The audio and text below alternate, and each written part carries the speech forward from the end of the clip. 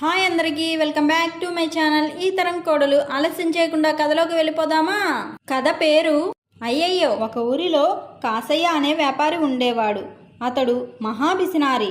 తన పనులేవైనా సరే పైసా ఖర్చు లేకుండా చేయించుకోవాలని అనుకుంటాడు. ఒకసారి తన కొత్తింట్లోకి పింగాణీ సామాగ్రి కొనేందుకు కాలినడకనే పట్టణానికి వెళ్ళాడు. కావలసినవన్నీ కొనుక్కొని ఒక అట్టపెట్టెలో జాగ్రత్తగా సర్దుకున్నాడు. ఇక వెళ్దామనుకుని ఆ అట్టపెట్టెని పైకెత్తబోగా అది చాలా బరువుగా అనిపించింది. దాంతో ఓ కూలీని మాట్లాడుకుందామని పక్కనే ఉన్న అడ్డాకు వెళ్ళాడు. ఒక వ్యక్తి దగ్గరికి వెళ్ళి, బాబు, ఓ అట్టపెట్టె ఉంది, దాన్ని మా ఊరి వరకు మోసుకురావాలి.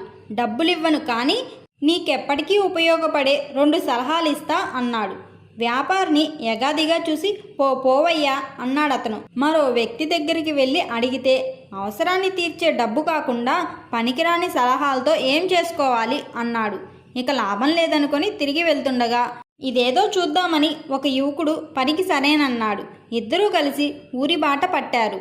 కొద్దిసేపు అయ్యాక, అయ్యా, కొంత దూరం వచ్చాం కదా, మొదటి సలహా ఏంటో చెప్పండి అన్నాడు యువకుడు. డబ్బుతో ఏ పనైనా జరిగిపోతుందని ఎవరైనా చెబితే అస్సలు నమ్మకు. మంచితనంతోనూ కొన్ని అవుతాయి అన్నాడు. ఆ యువకుడికి అది అయోమయంగా అనిపించింది. ఇంతలో ఇల్లు రావడంతో పెట్టెను దింపమన్నాడు వ్యాపారి. మీరు 2వ సలహా చెబితేనే అన్నాడతను.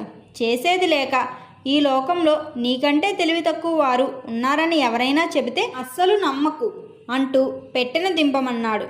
నవ్వుతూ వ్యాపారి వైపు చూసి పెట్టెను ఎత్తి కింద పడేశాడా యువకుడు. దెబ్బకు అందులోని వస్తువులన్నీ ముక్కలు ముక్కలయ్యాయి. వాటిని చూసి, అయ్యో, కూలి డబ్బులు మిగిల్చుకోవాలని అనుకుంటే అంతకంటే పెద్ద నష్టమే జరిగిపోయిందే అనుకుంటూ లబోదిబోం అన్నాడు వ్యాపారి.